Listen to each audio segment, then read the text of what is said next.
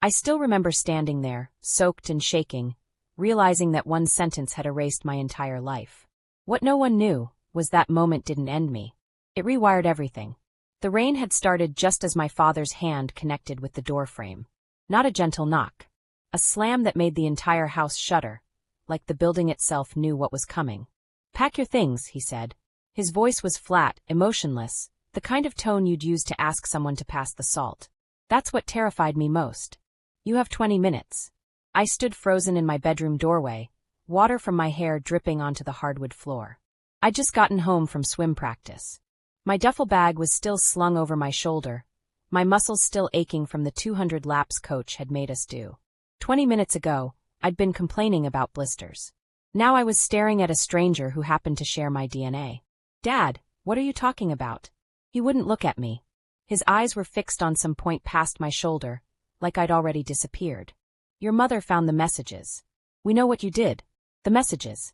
My stomach dropped so fast I thought I might actually be sick right there on the floor. But I hadn't done anything. The confusion must have shown on my face because my mother appeared behind him, her phone clutched in her white-knuckled fist like a weapon. "Don't you dare pretend you don't know," she hissed. Her mascara had run, creating dark rivers down her cheeks. I'd never seen her cry before. Not when Grandma died. Not when she broke her wrist. Not ever. "Mrs. Patterson showed me everything. The things you sent to her daughter. The photos. The threats. Kayla Patterson." The name hit me like a physical blow. Kayla, who sat 3 rows behind me in chemistry. Kayla, who I'd maybe spoken to twice in my entire life. Kayla, whose mother was on the school board with my mom, who'd been trying to undermine her position for the past year. The pieces were there, scattered in front of me, but I couldn't make them fit into anything that made sense. "I never sent Kayla anything. I don't even have her number. Mom, you have to believe me. The messages came from your account." She thrust the phone toward me, and I saw screenshots. Dozens of them. While threatening texts that made my skin crawl. And at the top of each conversation thread, my username. My profile picture. The one from last summer at the beach, making a stupid face at the camera. "The police are involved now. Mrs. Patterson is pressing charges. If you stay here, they'll come for you and they'll come for us too." The world tilted. Police. Charges. Words that belonged in crime dramas, not in my life. I was 16. I had a 3.8 GPA. My biggest rebellion had been sneaking an extra cookie after dinner. "This is insane," I whispered. "Someone hacked my account. Someone's setting me up. You have to. We have to protect your sisters." My father finally looked at me then, and what I saw in his eyes was worse than anger. It was decision. Final, irrevocable decision. "You're not a child anymore. You made choices and now we have to make ours." My younger sisters, Emma and Sophie, were huddled at the top of the stairs. Emma was 12, Sophie was 9, and both of them were staring at me like I'd grown fangs. Like I was the monster under the bed made real. 10 minutes, my father said. "Take what you can carry. Your aunt in Portland said you can stay with her until this blows over." Aunt Diane. I hadn't seen her in 5 years, not since she and Mom had that screaming match at Thanksgiving. "She doesn't even like me. She's willing to take you in. That's more than you deserve right now." The unfairness of it crashed over me in waves. I wanted to scream, to throw things, to make them see that this was wrong, wrong, wrong. But the look on my mother's face stopped me. She'd already made up her mind. They both had. In their heads, I was already gone. I climbed the stairs to my room, past my sisters who pressed themselves against the wall like I might contaminate them. My hands were shaking so badly, I could barely grip the doorknob. Inside, everything was exactly as I'd left it 2 hours ago. My laptop open on the desk, a half-finished essay glowing on the screen. My swimming medals, hanging from their ribbons on the wall. The photo collage above my bed, me and my best friend Jordan, me and the team at regionals, me blowing out candles on my 15th birthday with my whole family gathered around. A family that was currently erasing me from their lives based on something I didn't do. I grabbed my backpack and started throwing things inside. Clothes. Phone charger. The emergency cash I kept hidden in a tampon box under my sink. $237 saved from 3 years of birthday money and babysitting. I reached for my laptop, but my father's voice came from the doorway. "Leave it. The police will want to examine it." Of course they would. Evidence. I was evidence now. I looked around my room one last time, trying to memorize it. The glow-in-the-dark stars on the ceiling that I'd begged to put up when I was 8. The growth chart penciled on the doorframe.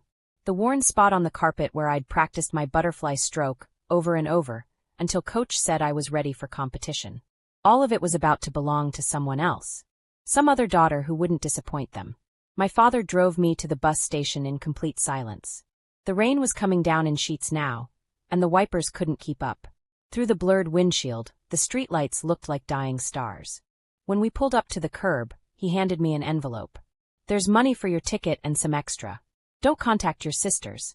Don't call the house. When this is resolved, we'll reach out." He paused, and for just a second, I thought he might say something else. Something human. But he just unlocked the doors. "Take care of yourself." I stood under the station's awning, watching his taillights disappear into the rain. The envelope had $300 and a note in my mother's handwriting with Aunt Diane's address. Nothing else. "No, I love you. No, we'll figure this out." Just an address in a city 800 miles away. The next bus to Portland didn't leave for 2 hours.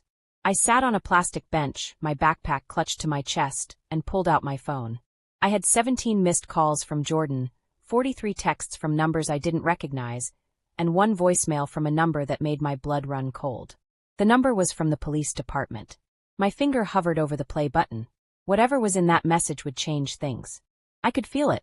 This was the moment where I had to decide. Run to Portland and hide like my parents wanted, or stay and fight for my name. But as I pressed play, I heard something in the detective's voice that made my next choice very, very clear. What she said in those 37 seconds didn't just confirm my worst fear about who was behind this. It revealed a truth so much darker than I could have imagined. "Before I continue, tell me where you're watching from. I love seeing your locations." Now back to the story. The detective's voice was professional, clipped. "This is Detective Morrison from the Juvenile Division. We need you to come to the station tomorrow at 9 a.m. to answer some questions regarding the cyber harassment case. Failure to appear will result in a warrant. If you're a minor, bring a parent or guardian." Bring a parent. I almost laughed. The sound that came out was somewhere between a sob and a cough. I played the message 3 more times, listening for something, anything, that might tell me this was all a mistake that would vanish by morning. But there was nothing. Just the flat bureaucratic tone of someone who'd already decided I was guilty. The bus station bathroom was exactly as depressing as you'd expect.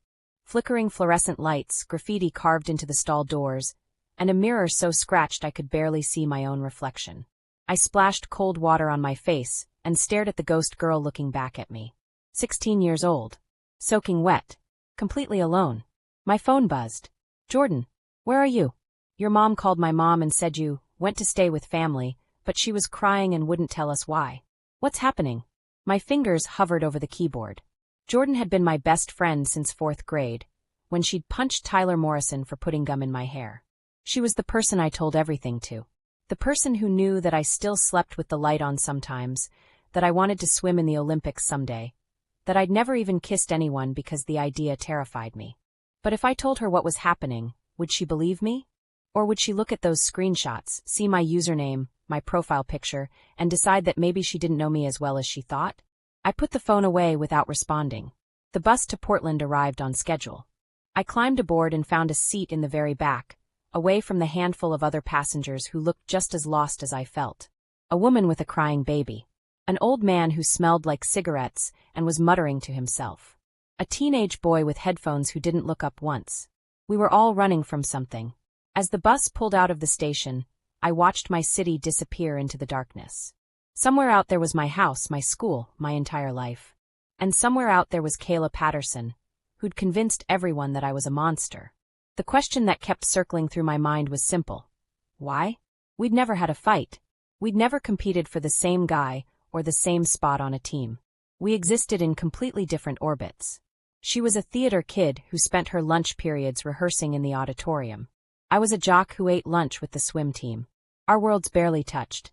Unless this wasn't really about me at all. My mother's position on the school board. Mrs. Patterson's campaign to remove her. The timing, right before the vote on the new athletic facility that my mother had been championing for 2 years. A facility that would take funding away from the arts program that Mrs. Patterson oversaw. It was elegant, really. Brutal and elegant. Destroy my mother's credibility by destroying her daughter.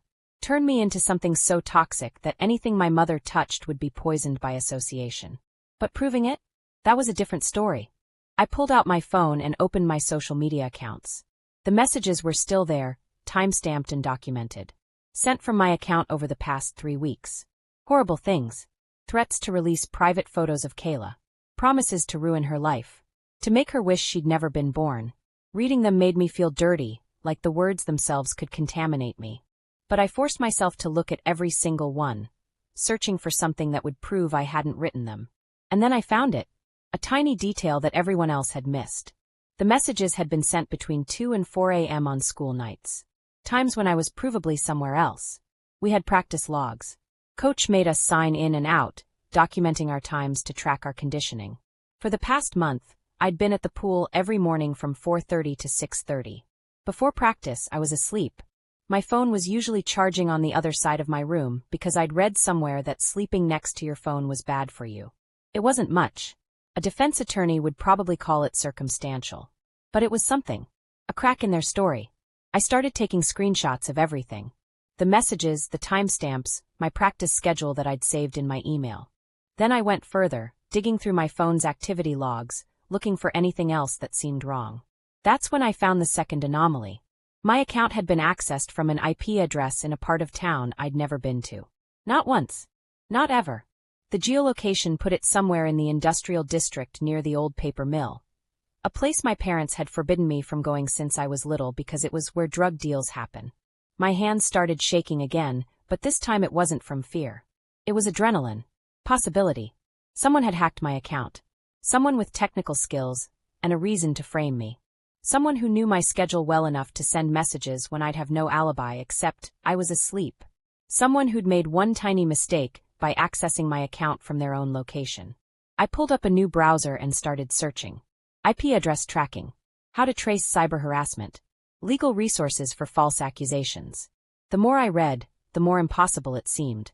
The police wouldn't help me. They already thought I was guilty. My parents had abandoned me. Aunt Diane was a question mark. I didn't even know if she'd let me through the door. I had my phone, $237, and the clothes in my backpack. That was it. That was my entire arsenal against people who'd planned this carefully enough to fool everyone. The bus driver's voice crackled over the speakers. Rest stop in 15 minutes. 20-minute break. I looked out at the highway stretching endlessly ahead. Portland was still 6 hours away. 6 hours to figure out what I was going to do when I got there. 6 hours to decide if I was really going to run and hide, or if I was going to fight back. My phone buzzed again. Not Jordan this time. An unknown number. I know you didn't send those messages. I know who did. Meet me at Riverside Park tomorrow at noon. Come alone. Don't tell anyone. If you want your life back, this is your only chance. My heart hammered against my ribs. It could be a trap. It could be someone who wanted to hurt me further, to kick me while I was down. It could be anything. But it could also be the truth. I stared at that message for the entire 20-minute rest stop, weighing my options. Portland meant safety, or at least the illusion of it. But it also meant giving up. Letting Kayla Patterson and her mother win. Accepting that I would forever be the girl who sent those messages, even if it wasn't true. Going back meant risk. It meant walking into a situation I didn't understand, meeting someone who might be lying. It meant potentially facing the police without any backup. But it also meant fighting. The bus driver called for everyone to reboard. I stood on the pavement, my backpack over one shoulder, and watched the other passengers shuffle back to their seats. The woman with the baby. The old man. The boy with headphones. All of them returning to their journeys, to their destinations, to their lives. I thought about my sisters pressing themselves against the wall. My father's flat voice. My mother's running mascara. I thought about my medals hanging on the wall, my spot on the swim team, my college applications that were supposed to go out in 3 months. I thought about who I was and who I wanted to be. Then I made my decision. I walked up to the bus driver and did something that would either save my life or destroy what was left of it completely. But what happened in the next 30 seconds changed everything I thought I understood about this situation. If you're listening right now, help me prove something wrong. My mother said I wouldn't even reach 100 subscribers, but I believe stories like this deserve to be heard. Help me show her that these tales matter. Please subscribe to and let's keep breathing life into stories that were never meant to stay silent. Now let's continue. I need to get off, I told the bus driver. He looked at me like I'd grown a second head. Miss, we're in the middle of nowhere. Next stop's not for another hour and a half. I know. I need to get off here. He sighed, the kind of sigh that said he'd seen too much weird stuff on this route to really care. Your funeral. The doors hissed open, and I stepped out into the darkness of the rest stop parking lot. The bus pulled away with a diesel growl, its taillights disappearing down the highway. And just like that, I was stranded 50 miles from home with no plan and no backup. The rest stop was one of those ancient ones that looked like it hadn't been updated since the 70s. Flickering neon sign advertising 24HR Diner. A gas station with 2 pumps. A few vending machines humming in the darkness. I had about 4 hours until sunrise and nowhere to go.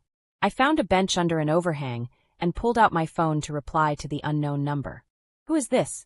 The response came within seconds. Someone who can prove you're innocent. But we need to move fast. They're planning something else. Something worse. My fingers felt numb as I typed. What do you mean worse? Can't explain over text. Not safe. Tomorrow at noon. Riverside Park. By the old boathouse. Come alone or I can't help you. Then nothing. I sent 3 more messages, each more desperate than the last, but whoever it was had gone silent. I spent the next 2 hours in that diner, nursing a coffee I didn't want and trying to figure out my next move. The waitress was a woman in her 50s with kind eyes and a name tag that said Dolores. She kept refilling my cup without asking, and didn't comment on the fact that a 16-year-old was sitting alone in a rest stop diner at 3 in the morning. Around 5 she slid into the booth across from me. You running from something or toward something? She asked. I looked up, startled. What? I've worked this route for 23 years. I've seen every kind of runaway there is. You've got that look. So I'm asking, running from or running toward? I should have lied. Should have said I missed my connection, or was meeting family. But there was something about her direct gaze that made me tell the truth. Both, I think. She nodded slowly. The both ones are always the hardest. You got people you can call. I thought about my parents, who'd thrown me out. Jordan, who didn't know what was happening. Aunt Diane, who was expecting me in Portland. No, I said. Not really. Dolores pulled a pen from her apron and wrote a number on a napkin. That's my daughter.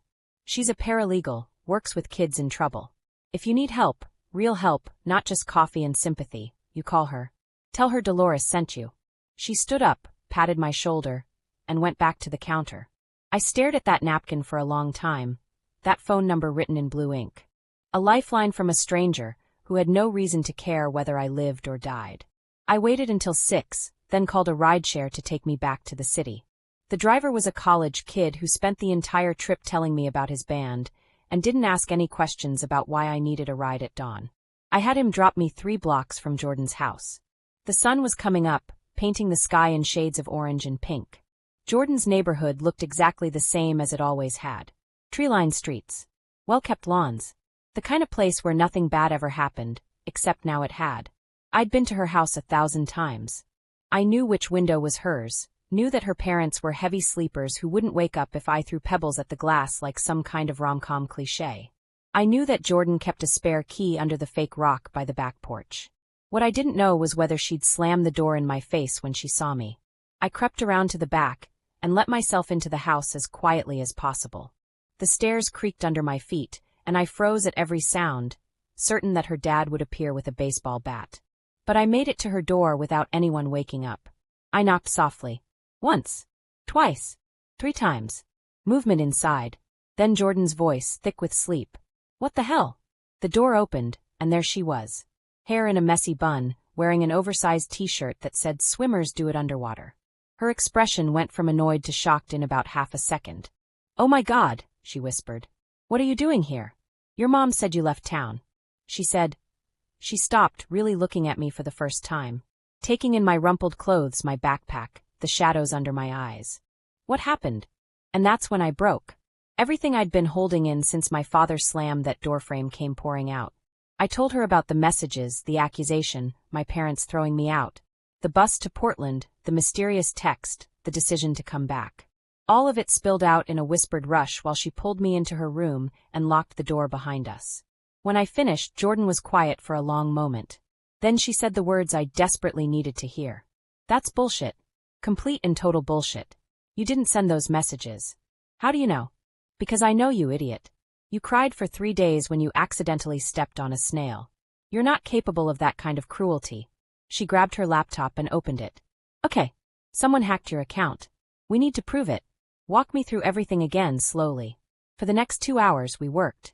Jordan had taught herself basic coding in middle school because she'd wanted to make her own video game. She wasn't an expert, but she knew enough to pull up my account logs, trace IP addresses, and find the evidence I'd barely known to look for. There, she said, pointing at the screen. Look at the login locations. Your account was accessed from 4 different places over the past month. Your house, the school, the pool, and this. She clicked on the 4th location. Industrial District. Near that old paper mill. You've never been there, right? Never. And look at this.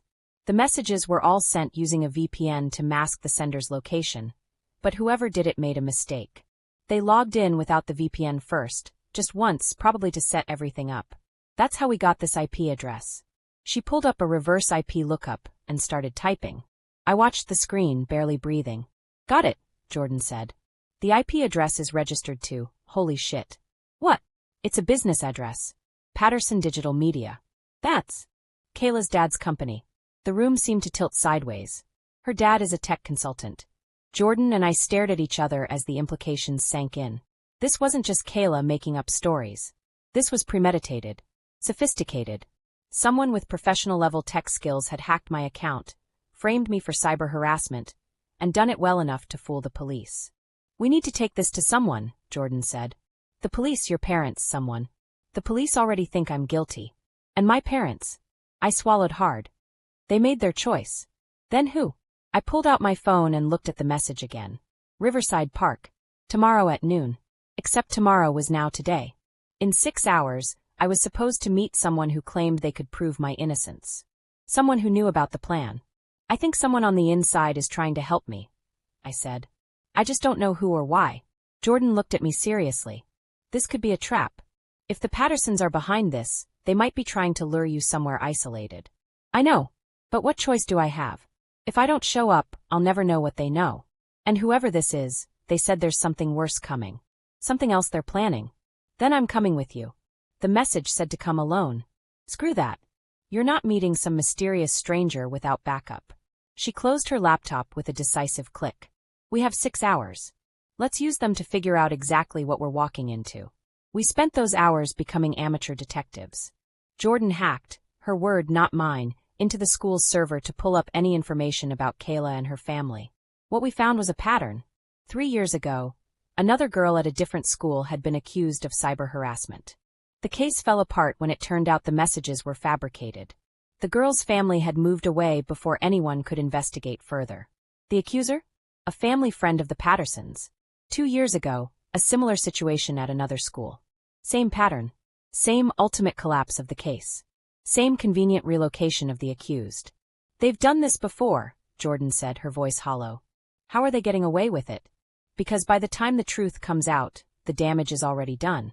The victims are too scared or too broken to fight back. Their families just want it to go away. I felt sick. I was supposed to be number 3. At 11:30, Jordan and I left her house through the back door. Her parents still hadn't woken up, which felt like a small miracle. We walked the 1.5 miles to Riverside Park, taking back streets and staying out of sight. My face had been all over social media since last night. The last thing I needed was someone recognizing me and calling the cops. The park was mostly empty. A few joggers on the Riverside Trail. A man walking his dog near the playground. The old boathouse sat at the far end, a relic from when the city had tried to establish a rowing club that never quite took off. It was closed now, boarded up and forgotten. We arrived at 10 minutes to noon. Jordan insisted on doing a perimeter check while I waited by the boathouse entrance. She was taking this whole backup thing seriously, and I loved her for it. Clear, she said, jogging back. No one suspicious. But we should stay alert. The minutes ticked by. Noon came and went. 12:05. 12:10. Maybe they're not coming, Jordan said. Or maybe they saw you and got spooked. Then they can. A figure emerged from the trees behind the boathouse. Female. Our age. Wearing a hoodie with the hood pulled up, obscuring her face. She stopped about 20 feet away, clearly nervous. Did you come alone? She called out. I needed backup, I said. Can you blame me? The girl hesitated, then slowly pulled back her hood. I heard Jordan gasp beside me because we both recognized her instantly. Kayla Patterson stood there, tears streaming down her face. The girl who'd accused me. The girl whose mother was trying to destroy my family. The girl who was supposed to be my enemy was standing in front of me, looking more terrified than I'd ever been. "I'm so sorry," she whispered. "I'm so sorry. But I needed you to know the truth before they." She never got to finish that sentence. Because that's when we heard the sirens, and I realized we'd walked straight into exactly the trap Jordan had warned me about. The sirens were getting closer. Kayla's eyes went wide with panic. No, they weren't supposed to find us yet. We have to go. Now. Jordan grabbed my arm. "Don't listen to her. This is obviously a setup." But Kayla was already running, not toward the parking lot where the police cars were approaching, but deeper into the park, toward the old maintenance trail that ran along the river. She stopped and looked back at us. "I know you don't trust me. I know you shouldn't. But if they catch you here, with me, my mother will twist this into something even worse. Please, give me 5 minutes to explain. Then you can do whatever you want." I had about 2 seconds to make a decision.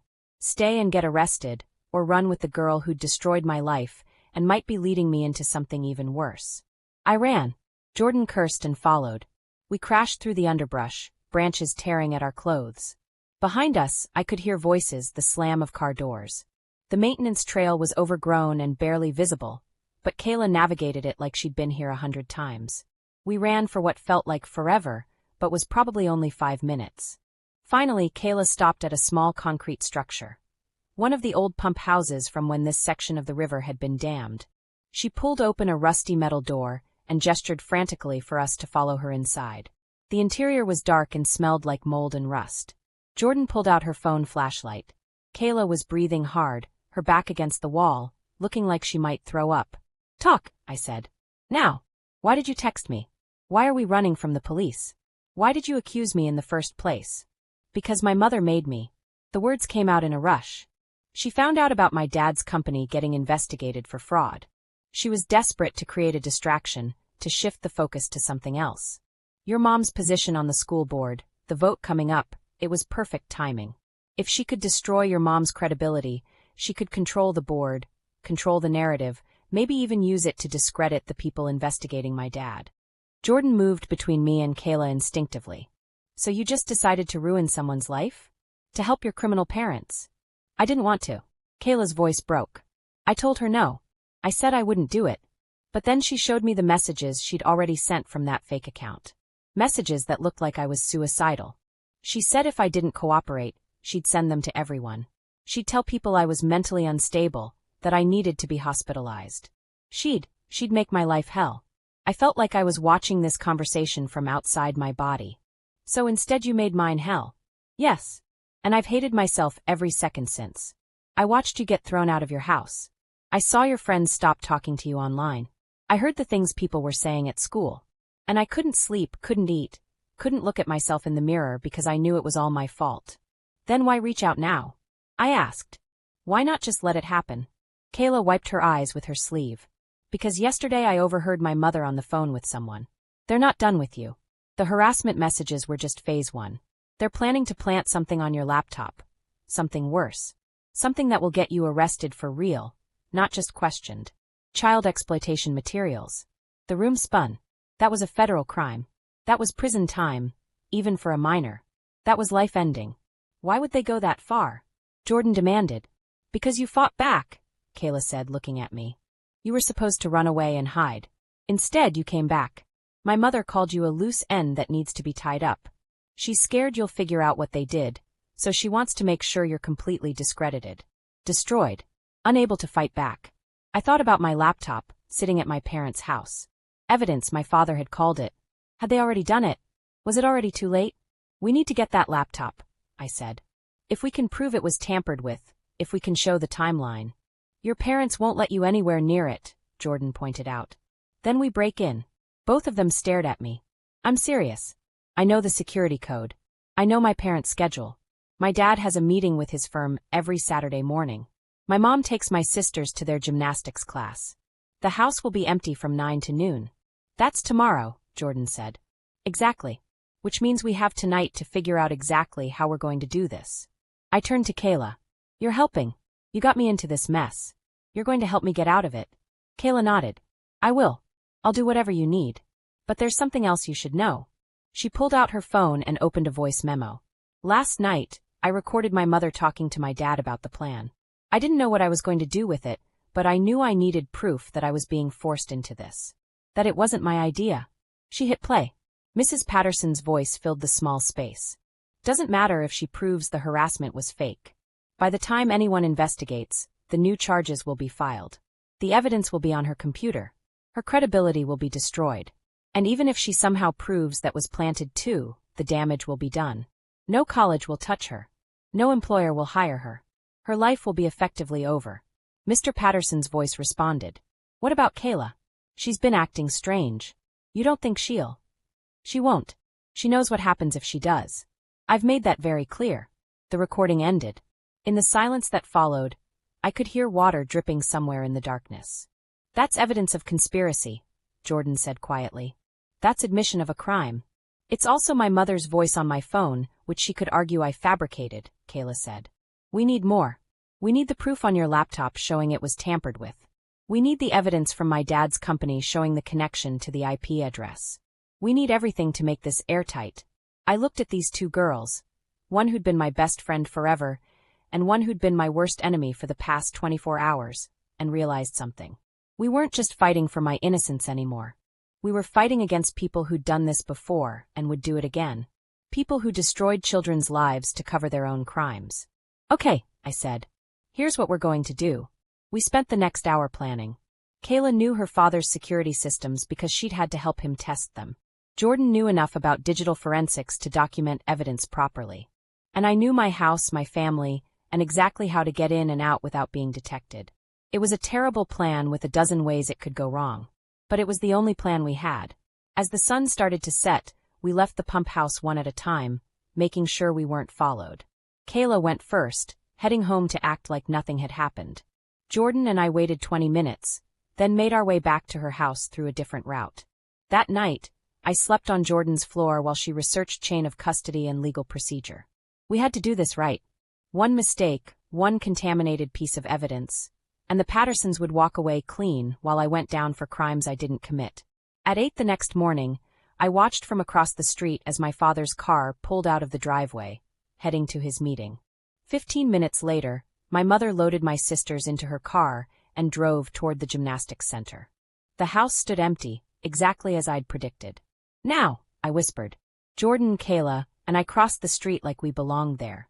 I punched in the security code with shaking fingers, my birthday, because my parents had never been creative about these things, and the light turned green. We were in. The house felt like a museum of my old life. Everything was exactly where I'd left it 2 days ago, but it all felt foreign now. The photos on the walls looked like they were of a different family. A family that had included me. Your room? Jordan prompted. We climbed the stairs. My bedroom door was closed, and for one paranoid moment, I thought it might be locked. But the knob turned easily. Inside, my laptop sat on the desk exactly where my father had said I should leave it. Evidence. Kayla pulled out a portable hard drive. I'm going to clone the entire drive first. That way we have an original copy before we examine anything. If they planted files, we need to document exactly when they were added, and from what IP address. How long will that take? I asked. 20, maybe 30 minutes. Jordan was already setting up her phone to record everything. We need to document every step. Date stamps, metadata, everything. This has to be admissible. While the drive cloned, I wandered around my room. It felt like visiting a crime scene. The police tape was invisible, but I could feel it everywhere. This was the room of the girl I used to be. The girl who thought her biggest problems were college applications, and whether she'd shave another second off her freestyle time. That girl was gone. Whoever came out the other side of this would be someone different. Got it, Kayla said. Okay, let's see what we're dealing with. She opened the file directory and started scrolling. At first, nothing seemed unusual. My school files, photos, music. Then Jordan pointed at the screen. There. Look at the dates. A folder labeled Personal Photos had been created 3 days ago. The day after I'd been thrown out. I'd never created that folder. I clicked on it, and my stomach dropped. Inside were files I'd never seen before. Images with names that made me want to throw up. They hadn't been downloaded, they'd been planted directly onto my hard drive, probably using remote access software. Don't open them, Kayla said quickly. Just having them on the screen could be a problem. But look at the metadata. She pulled up the file properties. The images had been added to my laptop at 2:47 a.m. 3 days ago. From an IP address that traced back to Patterson Digital Media. They did it remotely, Jordan breathed. They didn't even need physical access. My dad's company specializes in remote IT support, Kayla said. He has software that lets him access clients' computers to fix problems. He must have installed it on your laptop without you knowing, probably through a fake security update or something. Then he used it to plant the files. Can we prove that? I asked. If we can access the software logs, yes.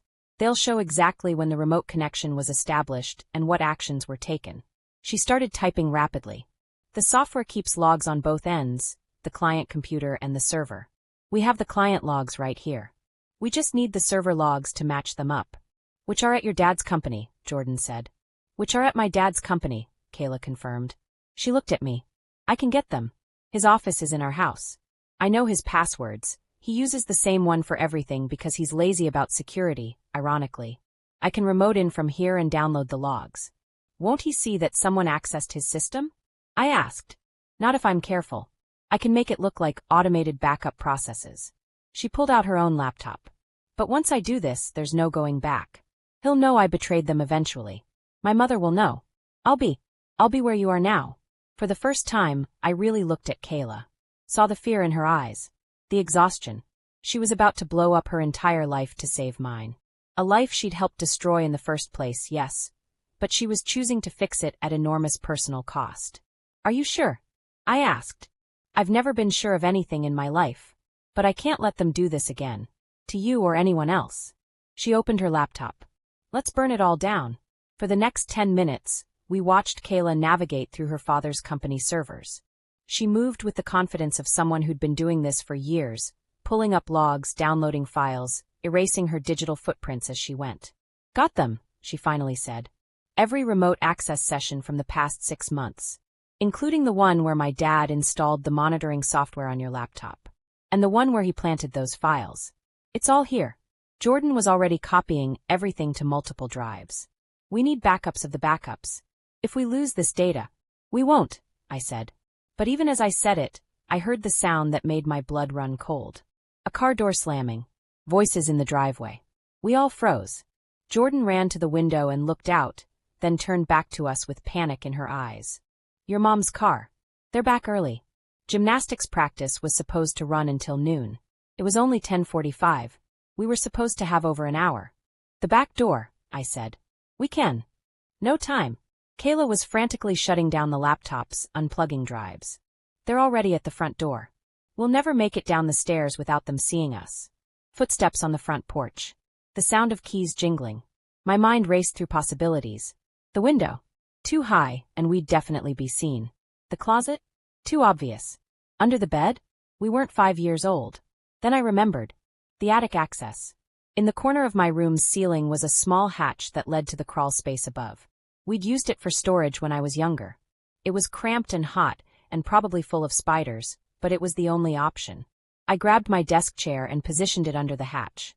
Jordan scrambled up first, pushing the panel aside and pulling herself through. Kayla went next, handing up the laptops and hard drives. I went last, pulling the chair back against the desk and closing the hatch just as I heard my mother's voice downstairs. Don't understand why they canceled. Sophie was looking forward to it. Pipes burst in the gym, my father's voice responded. They said it'll be closed for a week. A pipe burst. Random chance. The universe deciding that our perfectly timed plan needed one more obstacle. We lay in the darkness of the crawl space, barely breathing. Below us, I heard footsteps moving through the house. My mother going to the kitchen. My sisters running upstairs. I want to play in your room. Sophie's voice right below us. My room's off limits, Emma said. Mom said. But why? Because of what she did, dummy. It's like evidence or something. Their footsteps moved past, heading to Emma's room instead. I felt something hot and painful in my chest. My 9-year-old sister calling me she. Like I was already erased from the family. We waited. And waited. The crawl space was stifling. Insulation pressed against our backs. The temperature had to be 90 degrees. Sweat ran down my face, and I didn't dare wipe it away because any movement might make noise. At some point, Jordan's hand found mine in the darkness and squeezed.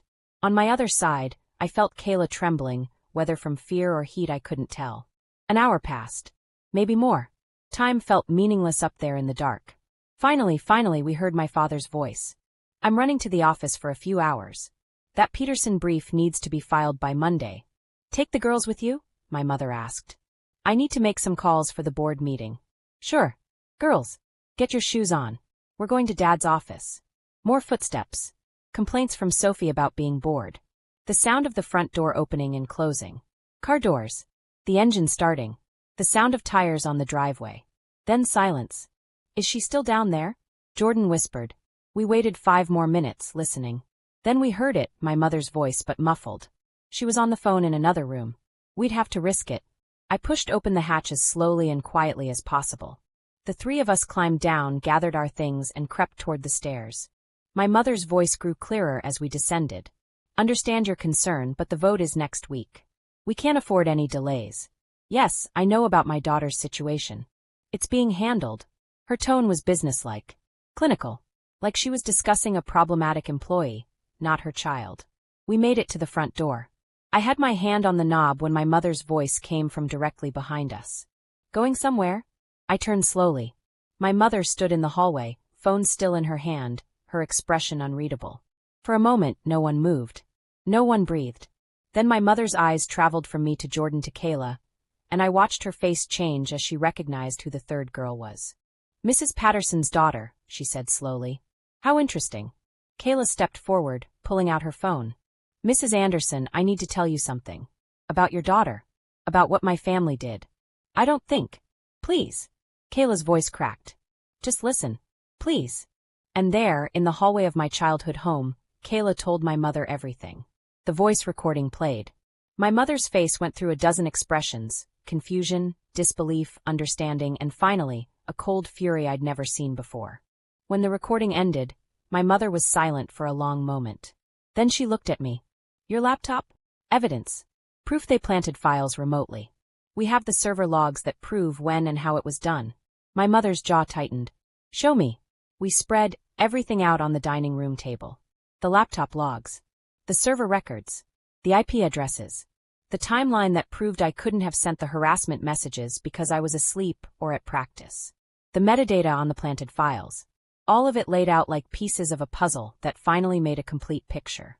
My mother studied it all with the careful attention she brought to her legal work. She'd been a paralegal before she'd had kids, and I watched her fall back into that mode, analytical, thorough, missing nothing. This is sufficient for criminal charges, she finally said. Computer fraud. Conspiracy. Evidence tampering. False reporting. She looked up at Kayla. Your parents will go to prison. I know, Kayla whispered. But they have to be stopped. My mother pulled out her phone. I'm calling our attorney. And Detective Morrison. We're going to do this right. She paused, looking at me, really seeing me for the first time since this started. I'm sorry. I should have believed you. I should have fought for you.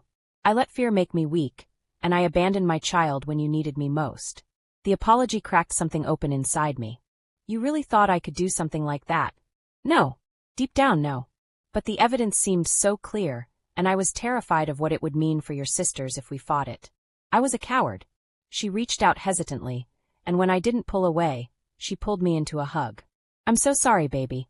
I'm so sorry. I let myself lean into her for just a moment. But we weren't finished yet. We had evidence, yes. But the Pattersons didn't know that yet. And before they found out, before they could destroy evidence or run, we needed to make sure this story ended the right way. My mother made her calls. Within an hour, Detective Morrison was sitting at our dining room table, looking at the evidence with increasingly wide eyes. Our attorney, Mr. Chun, was reviewing everything from a legal standpoint. And I was giving my official statement, with my mother sitting beside me this time, her hand in mine. This is extraordinary, Detective Morrison said. I've never seen anything quite like this. The level of premeditation, the technical sophistication. She looked at Kayla. You understand you'll need to testify against your parents. I understand, Kayla said. I'll tell the truth. All of it. You'll need protection. If they realize you've turned on them. I'll do whatever's necessary. By evening, warrants had been issued. The police executed a search of Patterson Digital Media and the Patterson home simultaneously. They found everything. The remote access software, backups of the server logs Mr. Patterson had forgotten to delete, even a detailed plan for framing me written in Mrs. Patterson's handwriting. They'd kept records of their crime, evidence of their own guilt, probably because they'd never imagined they'd be caught. My father came home to find the house full of police and lawyers. He looked at me, standing there with my mother's arm around my shoulders, and I saw the moment he understood that he'd been wrong. "I'm sorry," he said simply. "I failed you. It wasn't enough. Maybe it would never be enough. But it was a start." The Pattersons were arrested that night. Mr. Patterson for computer fraud, unauthorized access to protected computers, and planting illegal materials. Mrs. Patterson for conspiracy, false reporting, and intimidation of a witness, her own daughter. The charges were federal because they'd crossed state lines in their previous schemes. Kayla went to stay with her grandmother 3 states away. Before she left, she came to say goodbye. "I know this doesn't fix what I did," she said. "I know you probably hate me." I thought about it. About everything she'd cost me and everything she'd risked to make it right. "I don't hate you. I don't know what I feel yet. But, thank you. For being brave enough to stop them." She nodded, tears streaming down her face. "I hope someday you can forgive me. I hope I can forgive myself." She left, and I watched her go, this girl who'd been both my destroyer and my savior. The next few weeks were a blur of meetings with lawyers, sessions with a therapist my mother found, and slowly, carefully, rebuilding my life. The school issued a formal apology. My swim team held a welcome back practice where everyone wore matching t-shirts that said Team Alex. Jordan had designed them. My parents tried. They really did. They attended family counseling sessions. They apologized to my sisters and explained what had really happened. They told me they loved me at least 3 times a day, like they were trying to make up for the times they hadn't said it when it mattered most. But something had broken between us that I wasn't sure could be fully repaired. They'd thrown me away when things got hard. They'd chosen the easy path instead of fighting for me. I couldn't just forget that, no matter how many apologies they offered. "It's okay to still be angry," my therapist said. "Trust is rebuilt slowly. Give it time." The hardest part was going back to school. Even though everyone knew the truth now, even though the Pattersons had been arrested and I'd been vindicated, people still looked at me differently. I was the girl who'd been falsely accused. The girl with the dramatic story. The girl who'd almost had her life destroyed. I wasn't just Alex anymore. I was a survivor. A victim. A news story. But slowly that started to change too. I swam at regionals and placed 3rd in the 200-meter butterfly. I aced my physics midterm. I went to Jordan's birthday party and laughed until my stomach hurt. I did normal teenage things and slowly started feeling like a normal teenager again. 3 months after that night in my parents' hallway, I got a letter from Kayla. She'd written it by hand, pages and pages of apology and explanation and hope. At the end she wrote, "I'm starting therapy. My grandmother says I need to learn to stand up for myself, to be strong enough to do the right thing even when it's hard. I'm trying. Every day I'm trying. I know we'll probably never be friends, but I want you to know that what you did, fighting back, refusing to just disappear, it changed me. You showed me what courage looks like. Thank you for that. And I'm sorry. I'll always be sorry." I wrote back. Just a short note saying I appreciated her apology and wished her well. It wasn't forgiveness, not exactly. But maybe it was the beginning of something like it. The trial happened 6 months later. Mr. and Mrs. Patterson both pleaded guilty as part of a deal. He got 4 years in federal prison.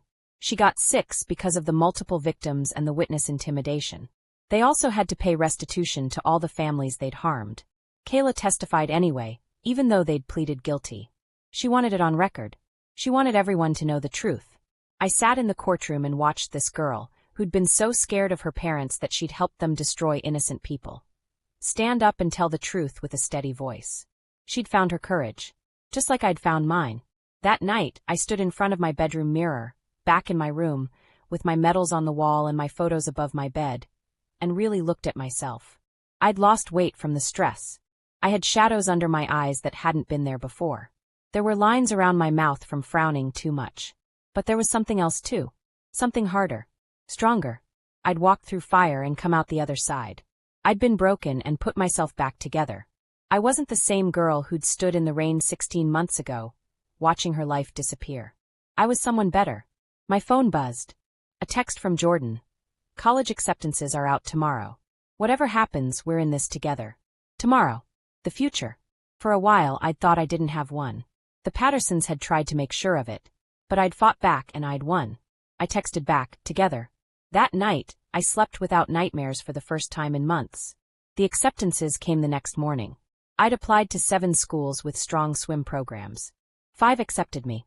One of them even mentioned my resilience in the face of adversity as a factor in their decision.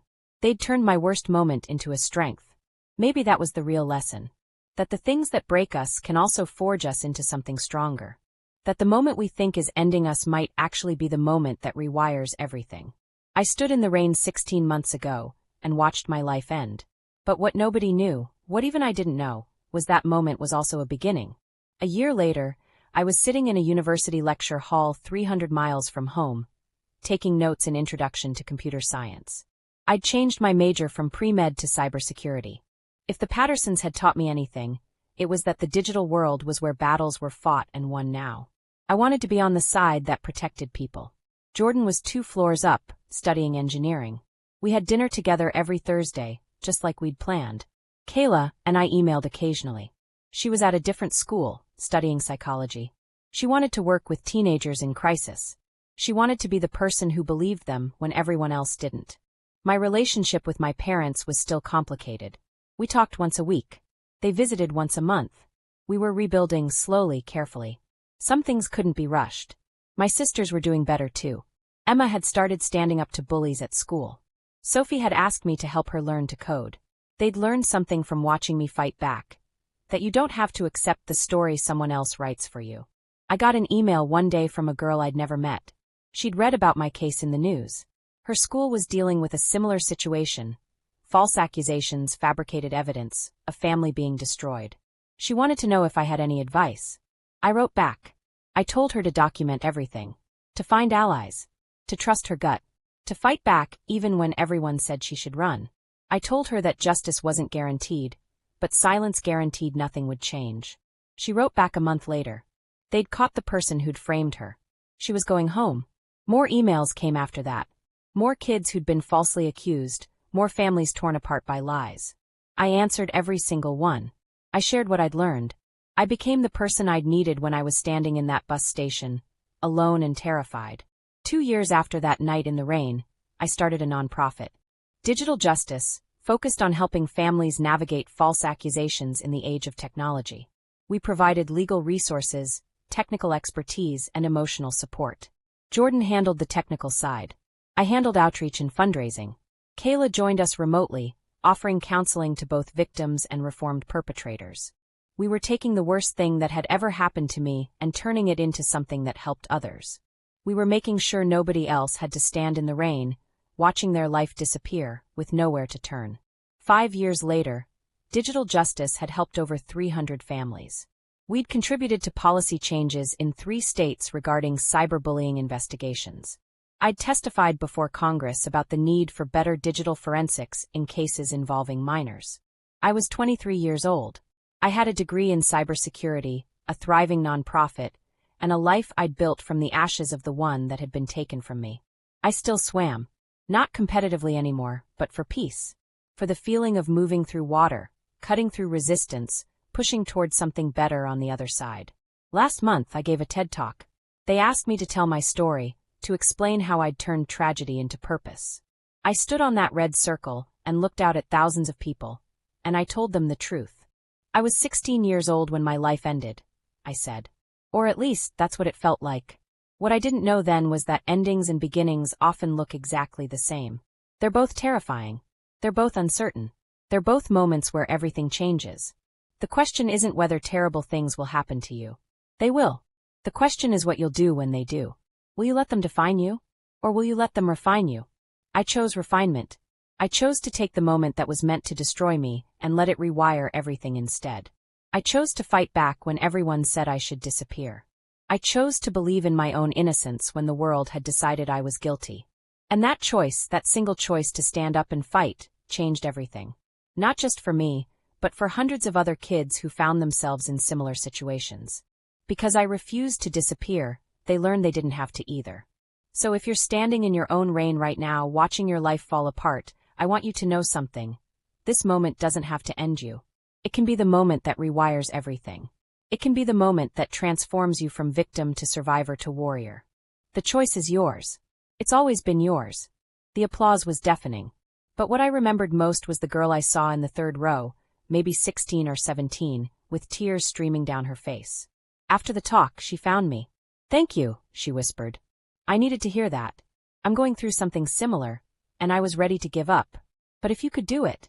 "You can do it," I told her. "And you don't have to do it alone. Here's my card. Email me. We'll help." She clutched that card like it was a lifeline. Because it was. That night, I sat in my apartment, a small place overlooking the water where I could watch the river flow past, and thought about that girl standing in the rain. The one who'd been thrown out of her house with nothing but a backpack and a broken heart. The one who'd thought her life was over. I wished I could go back and tell her it would be okay. That the pain would fade. That she'd find her purpose in the ashes. That she'd help hundreds of people and change laws, and stand on stages telling her story. But maybe she already knew. Maybe, even in that terrible moment, some part of her understood that this was the beginning of something extraordinary. Because here's what I learned. The moments that break us are also the moments that reveal what we're made of. And I was made of something stronger than fear, stronger than shame, stronger than the lies people told about me. I was made of fight, and hope, and the unshakable belief that truth matters, that justice is worth fighting for, and that one person standing up can change everything. They tried to erase me. Instead, they created someone who couldn't be silenced. And that made all the difference. Sometimes the end of your life, as you know it, is just the beginning of the life you were meant to live. Sometimes standing in the rain, broken and alone, is exactly where you need to be to become who you're supposed to become. I still remember that moment. I always will. Not because of what it took from me, but because of what it gave me. The strength to fight, the courage to rebuild, and the purpose to make sure nobody else has to stand in that rain alone. That's what they never imagined that moment would create. Someone who turned their weapon into armor, their tragedy into triumph, and their darkest hour into a light for others. That's the power of refusing to disappear. That's the power of choosing to fight back. That's the power of letting the moment that was meant to end you become the moment that rewires everything instead. If this story moved you, don't let it end here. Hit that subscribe button and turn on notifications. Drop a comment telling me, have you ever been falsely accused or had to fight to clear your name? Your story matters. Share it below. You never know who needs to hear it. Remember, your darkest moment doesn't define you. How you rise from it does. Now let's rise together. I'll see you in the next one.